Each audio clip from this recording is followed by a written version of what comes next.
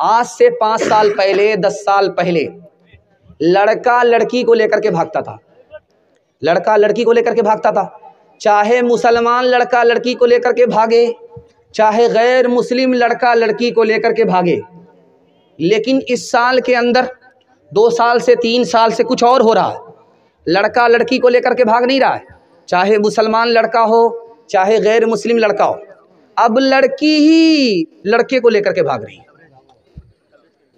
اور جانتے ہیں یہ ہنسنے کی بات نہیں، یہ رونے کی بات۔ آپ کو جو نقصان بتانے کے لیے جا رہا ہوں، جو فریاد آپ کے سامنے رکھنے کے لیے جا رہا ہوں، آپ کا کلیجہ منہ کو آ جائے۔ مسلمان لڑکی غیر مسلم لڑکے کو لے کر کے بھاگ رہی ہے۔ امارت شریعہ کی رپورٹ ہے 1 سال کے اندر، یہ 2022 کے اندر 3 لاکھ لڑکیاں مسلمان کی غیر مسلم لڑکے کو لے کر کے بھاگ گئی۔ اور خالد سیف اللہ رحمانی دامت برکاتہم لکھتے ہیں کیوں بھاگتی ہے؟ 3 وجہ سے۔ پہلی وجہ یہ ہے کہ شادی کو مسلمانوں نے اتنا مہنگا کر دیا ہے، اتنا مہنگا کر دیا کہ تجارت بنا دیا۔ جاہل سے جاہل انگوٹھا ٹیک، بغیر بلیٹ کے، بغیر تلک کے، بغیر جہیز کے نکاح کرتا ہی نہیں، چاہے جیب میں گاڑی چلانے کا پیٹرول ہو یا نہ ہو۔ اس کے نتیجے میں مسلمان غریب لڑکیاں غیر کے ساتھ بھاگ رہی، پہلی وجہ۔ دوسری وجہ، ماں باپ کو بیٹے سے زیادہ بیٹی کو نوکری کرانے کا اتنا نشہ ہے کہ آنکھ بند کر کے اپنی بیٹی کا اس اسکول میں داخلہ کر دیتا ہے جس میں لڑکے بھی پڑھتے ہیں۔ ارے اللہ کے بندے، نوکری ہی کرانی ہے تو اس اسکول میں داخلہ کراؤ جس میں لڑکی ہی صرف پڑھتی ہے، لیکن آنکھ بند کر کے اس اسکول میں داخلہ کرا دیا جس میں لڑکے بھی پڑھتے ہیں۔ اب عشق اور محبت کے چکر میں لڑکی بھاگ گئی۔ تیسری وجہ جو دکھانے کے لیے جا رہا ہوں، باپ نے بڑا بڑا اسکرین ٹچ موبائل بیٹی کو خرید کر کے دیا۔ اب وہ کس سے بات کر رہی ہے، ماں باپ کو کوئی مطلب نہیں، کہاں جا رہی ہے، کہاں سے آ رہی ہے، ماں باپ کو کوئی مطلب نہیں۔ گھر میں بکری سونے، گھر میں بکری سواسی۔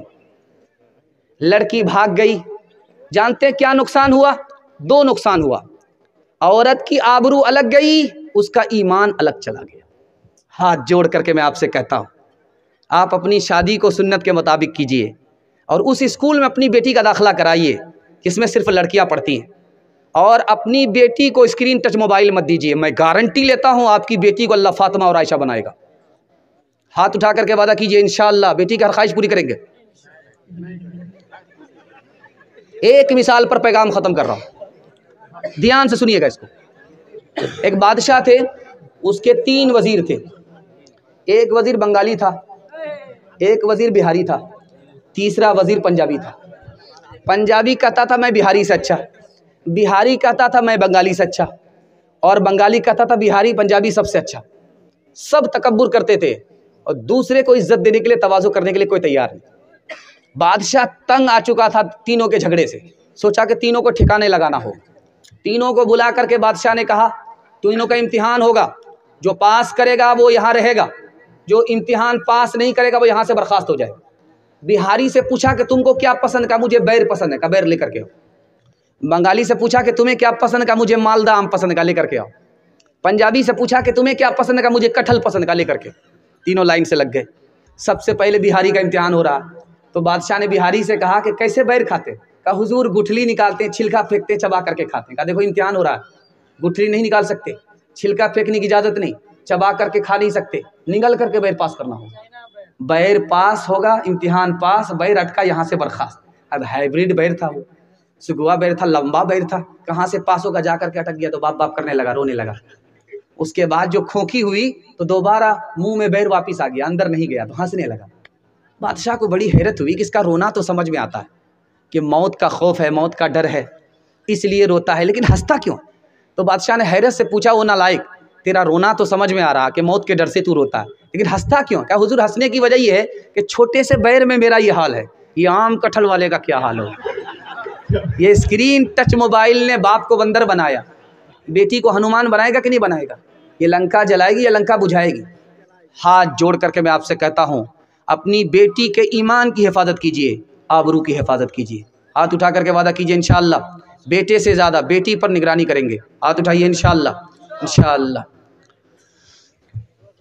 دنیا میں عورتوں کی کوئی عزت نہیں رہی، بی فاطمہ سی اب کوئی عورت نہیں رہی۔ چپل ہے اونچے ہیل کی اور اونٹنی سی چال، ہونٹوں پہ لپسٹک لگا کہ کر رہی ہے لال۔ چپل ہے اونچے ہیل کی اور اونٹنی سی چال، ہونٹوں پہ لپسٹک لگا کہ کر رہی ہے لال۔ شوہر کے سامنے کوئی زینت نہیں رہی، بی فاطمہ سی اب کوئی عورت نہیں رہی۔ ہوٹل میں بیٹھ بیٹھ کے کھاتی ہے ناشتہ، آنچل گرا کے سر سے یہ چلتی ہے راستہ۔ ہوٹل میں بیٹھ بیٹھ کے کھاتی ہے ناشتہ، آنچل گرا کے سر سے یہ چلتی ہے راستہ۔ پردے کی ان کو کوئی ضرورت نہیں رہی، بی فاطمہ سی اب کوئی عورت نہیں رہی۔ غیبت میں سب سے آگے یہ عورت کی ذات ہے، چگلی تو ان کے سامنے بس دال بھات ہے۔ غیبت میں سب سے آگے یہ عورت کی ذات ہے، چگلی تو ان کے سامنے بس دال بھات ہے۔ سینے میں ان کے دین کی عظمت نہیں رہی، بی فاطمہ سی اب کوئی عورت نہیں رہی۔